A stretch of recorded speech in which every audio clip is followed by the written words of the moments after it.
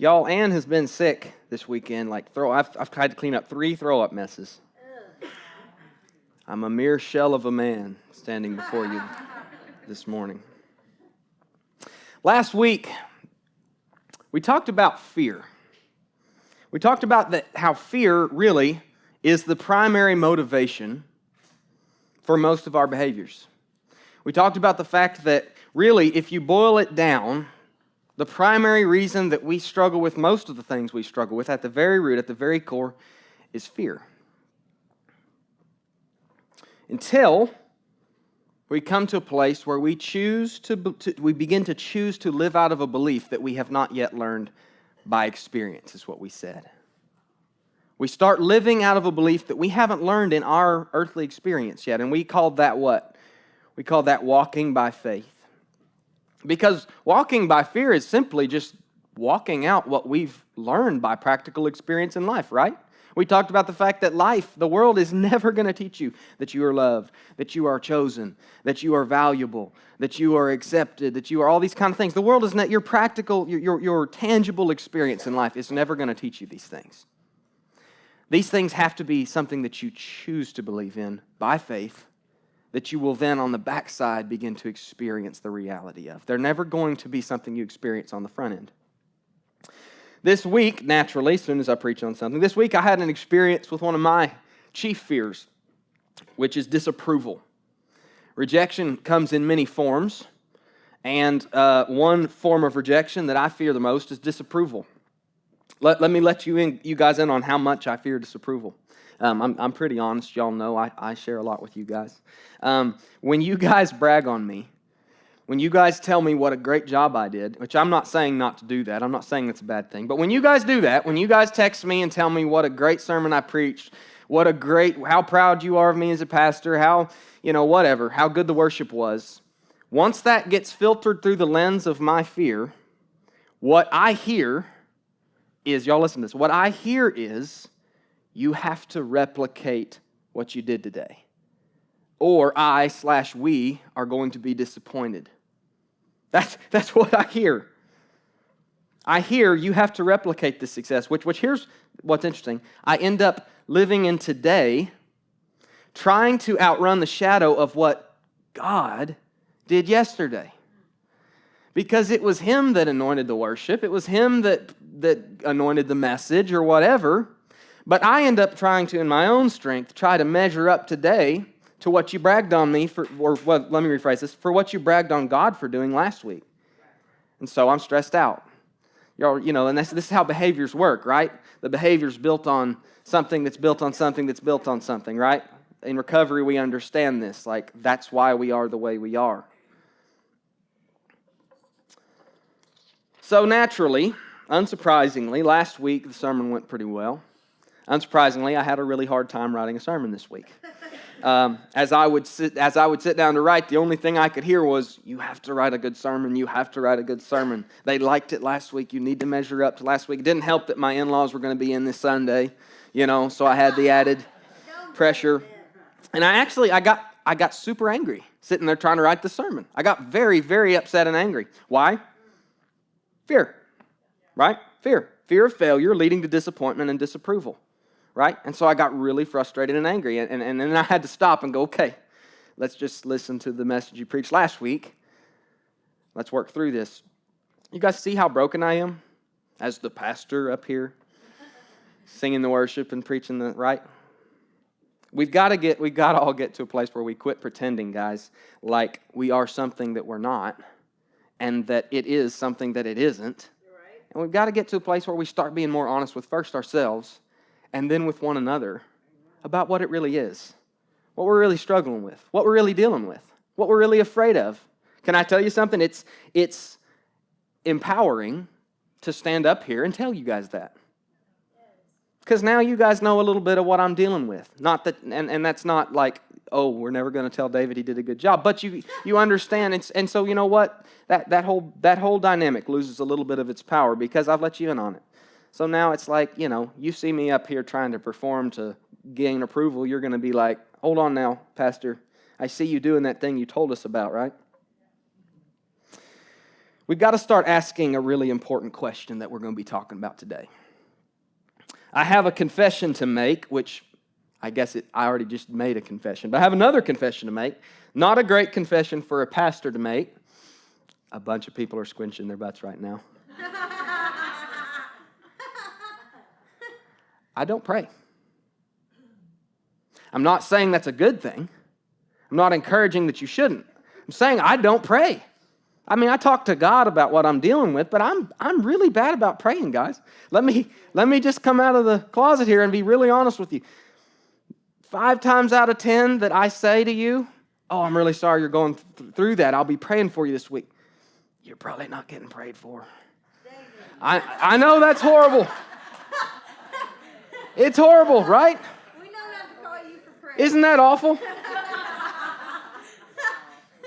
But it's the truth. At least you're honest. I struggle with praying, guys. I have a hard time with it. I sit down and before I've even gotten 10 words out, my mind's off over here. You know, I have a hard time with it. Does anybody else do that, by the way?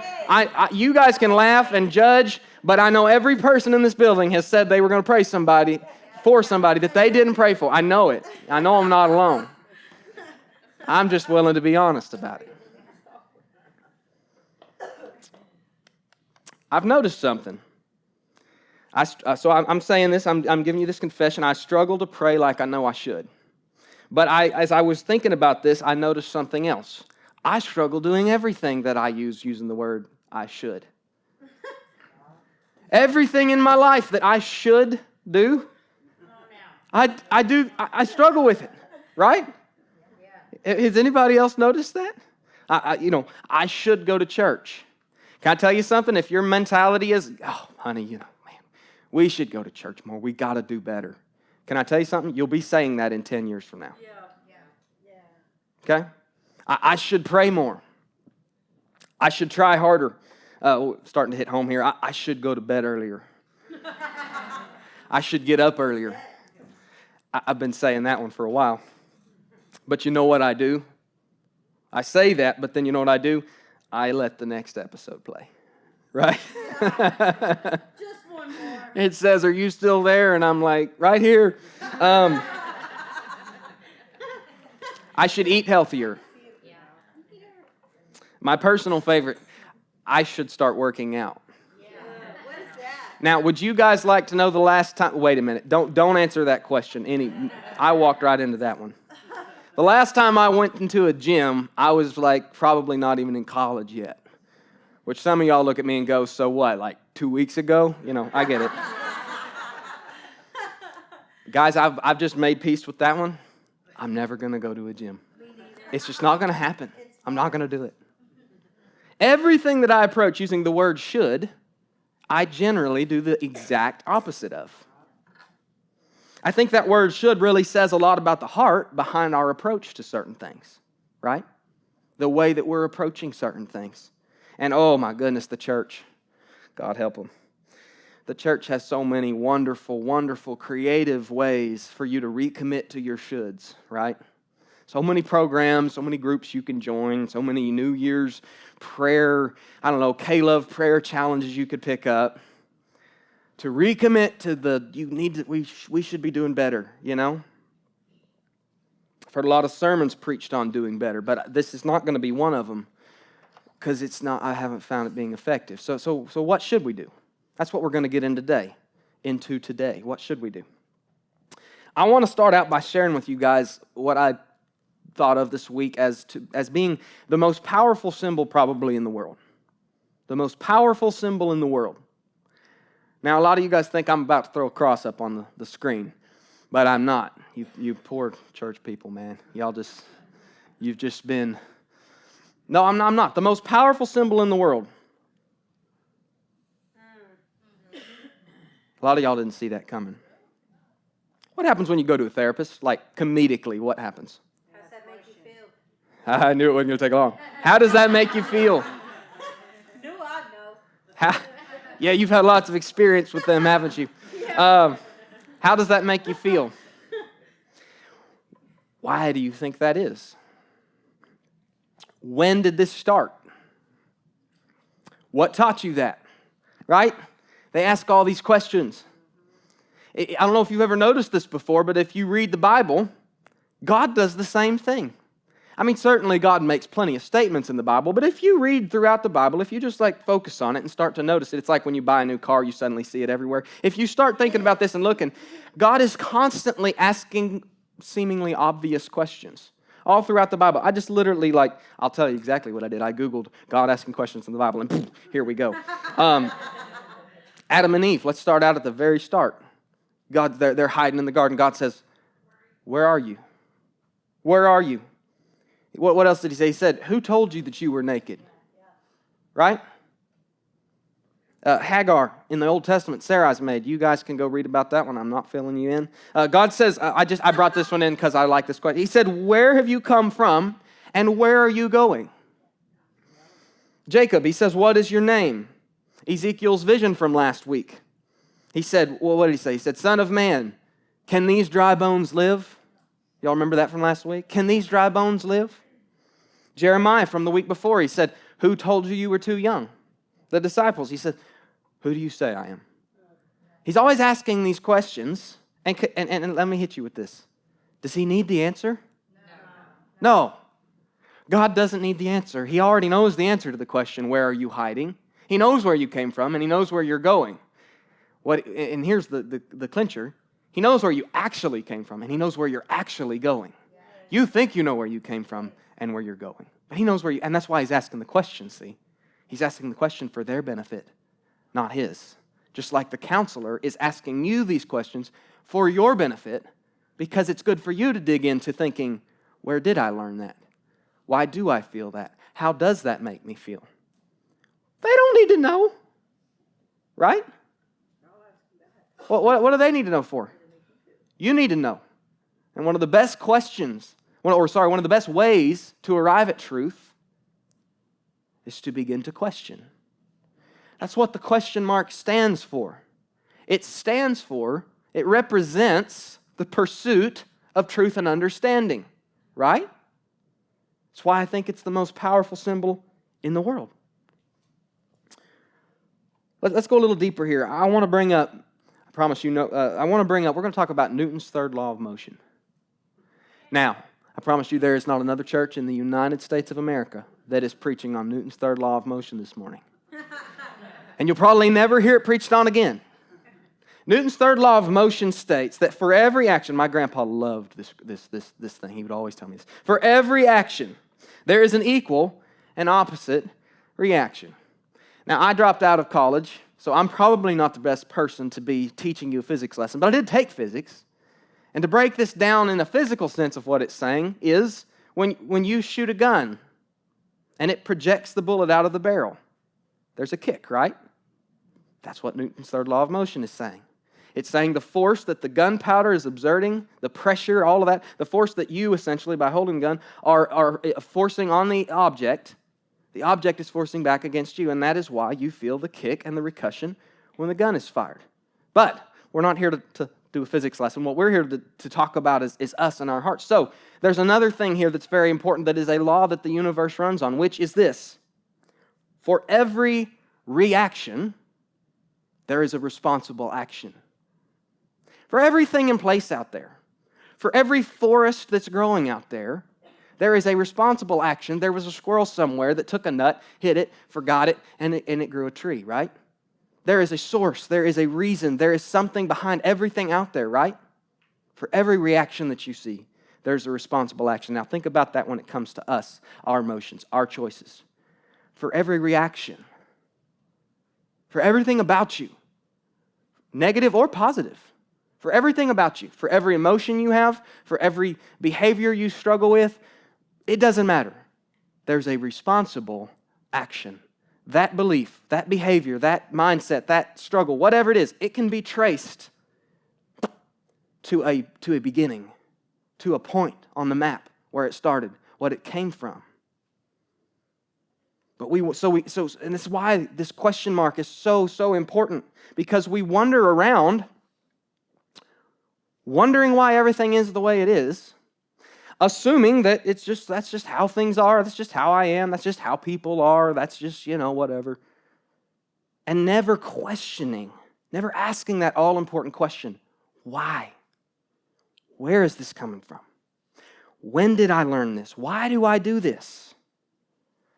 And the enemy of asking that all-important question is the statement we started with. I should do better. No, you don't need to do better. Let's get rid of the should statement. You need to dig into why. You need to dig into the root of that behavior. Let's go back to me. It's why I brought it up. I don't pray like I should. I don't pray like I should. Now, I could go read a Bible verse, 1,000 Bible verses about Paul saying, oh, you need to pray without ceasing. You need to always, be faithful in prayer, constant. And, I could go read all these things. I could go take the K-Love 30-day prayer challenge. I could get a prayer journal. I could go read a book. I could do all these kinds of things. And you know what the end, take it from someone who's done all those things. You know what the end result of it is? I should pray more. And here's why, guys. Here's why. Because there's a root of that. And until the root gets dealt with, the fruit's always going to be there. Doesn't matter how many challenges I take, how hard I try. So instead of doing all of this stuff, I could ask the all-important question, why don't I pray? David, okay, you don't pray, great. Arrival at awareness. Now, why don't you pray? There could be many answers to that question. Here's probably one of them. Because in all honesty, in truth, if I'm going to be honest, I probably believe that my efforts are much more successful than my efforts of prayer. You know what I would way rather do than go spend 30 minutes on my knees asking God about something in sincerity? You know what I'd way rather do? I'd way rather go put my shoes on and go get to it. Because I'm a pretty capable guy. I can do a lot of stuff. And in truth, I believe way more in what I'm able to do than I believe in what my prayer is able to do.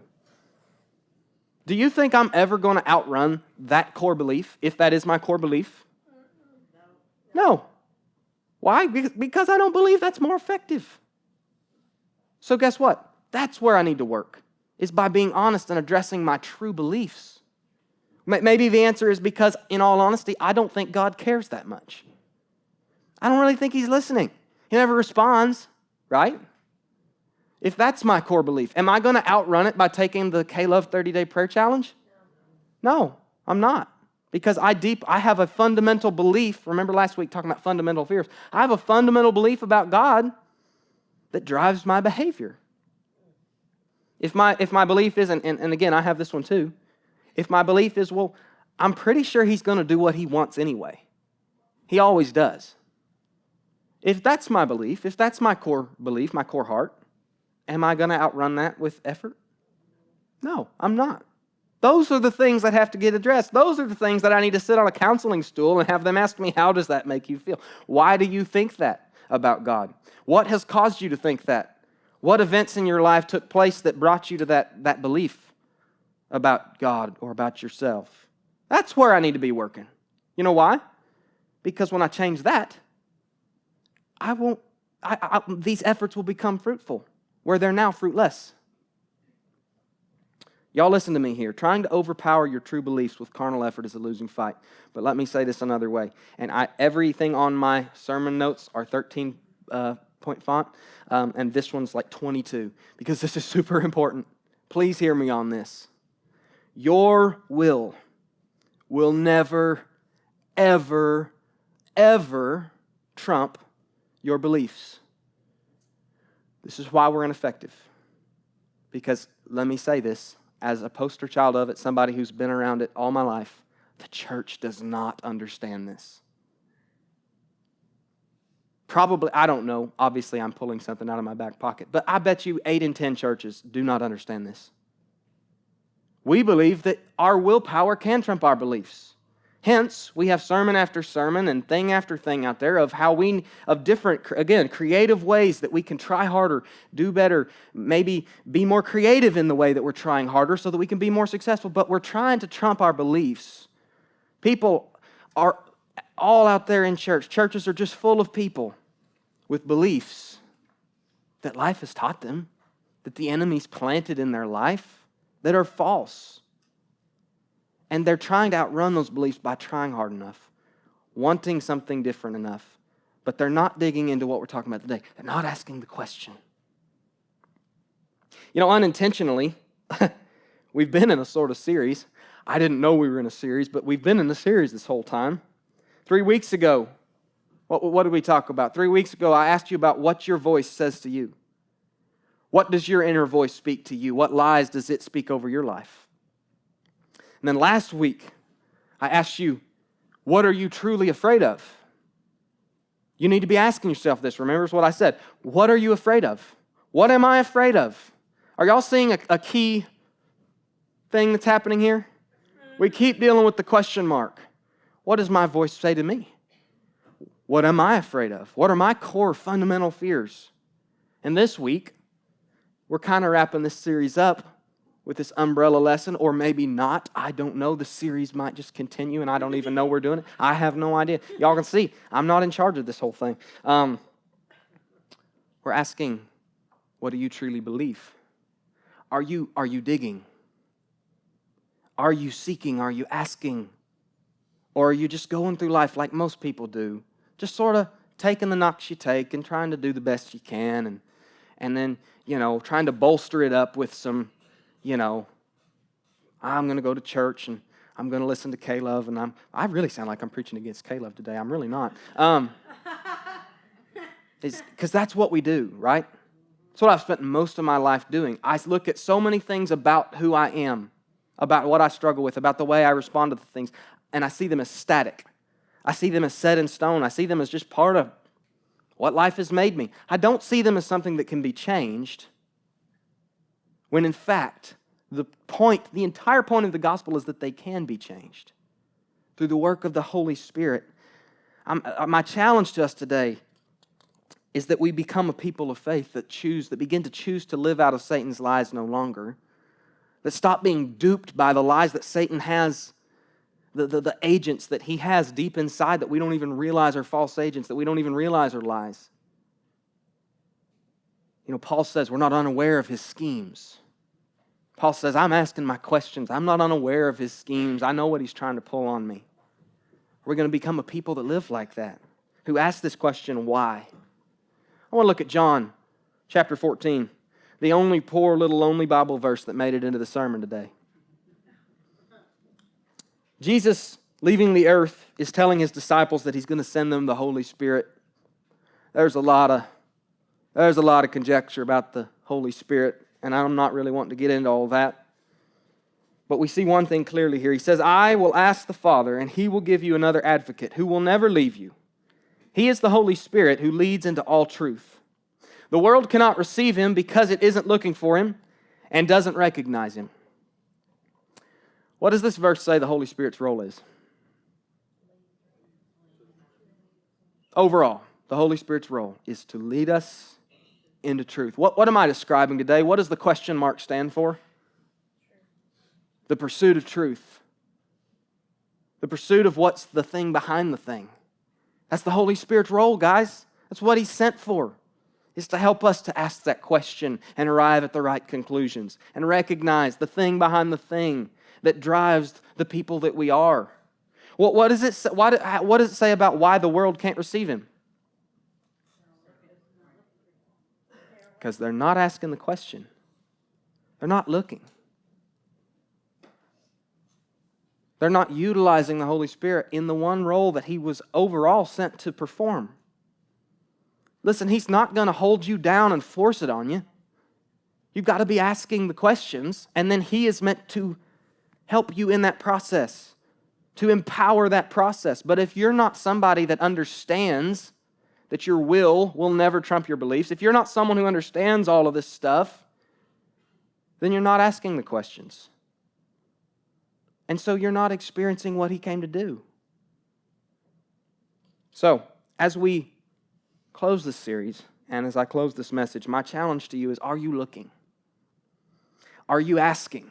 Are you doing that hard work of the fourth step of the 12 steps, that introspective work of digging deep, Like we are, I say it every week, like we are in freedom groups. Guys, I'm going to tell you, this is where I've experienced more growth in my life than, well, really, this is the only growth I've experienced in my life. I've played church games and done, and been very involved, might I add. And just continued on as the very same person year after year after year until I've gotten a hold of this and started to understand the question, the power of the question, the power of asking why, of digging into why. What am I afraid of? What does my voice speak to me? Why is that wrong? Why do I act this way? Why when Abby says that, does it make me feel this way? Why when that person behaves like that, does it make me want to? Why when people compliment me, do I feel the need to then, why can't I enjoy that? Why do I feel fear in that moment? So y'all can look at me as a case study and go, oh yeah, well there is definitely something behind that. But listen, every single thing about you is the same way. And when we unlock the door and open dig into it, we can change it because we can address the root of it. And then you know what? We don't have to overcome it by willpower because we fundamentally change something about the people that we are. That's the power of the gospel. But if you're not asking the question why, if you're not doing that hard work, if you're not living out of that mindset, you're not going to experience it. You're going to be like the world, working off the assumption, this is just how I am and this is just how things are. You're going to be like the church, trying harder to do better at things you should be doing. Let's not do that anymore. Don't try harder to do better at things that you know you should do better on. Start asking why it's there in the first place. Speaking to myself, quit trying to pray harder. I believe that's what God speaks to me. Quit trying to pray harder. Start asking why it's not in your heart in the first place. Start asking, what is it that makes you not believe in it or not choose to do it? Because that's where you'll find the power. That's where you'll change it. That's where you'll find something new that I have to give you that you're never going to find trying to outrun and just have a stronger New Year's commitment. How effective are New Year's commitments? Comedically. They're completely ineffective, and so is so much of what we do because we're not doing this. You start off that New Year's, man, I'm going to do X, Y, and Z this year, but there's a reason that you've never done it for 20 years. And until you dig into, why do you not feel like you need to go to the gym? Why do y'all get this? I get it. The horse is dead. I'm still beating it. I understand. But guys, this is huge. It may not sound like it. This is huge. This is like the most important thing I feel like you could get a hold of. Because this is what change looks like. This is how the gospel works and empowers us. And all this other stuff is it's so fruitless most of the time. I've lived it. What kind should be doing? What kind of heart is that, guys? What kind of heart is? Does Abby want me to go? Oh, I should spend more time with her. No. God deserves better than that. You deserve better than that. That's no way to live.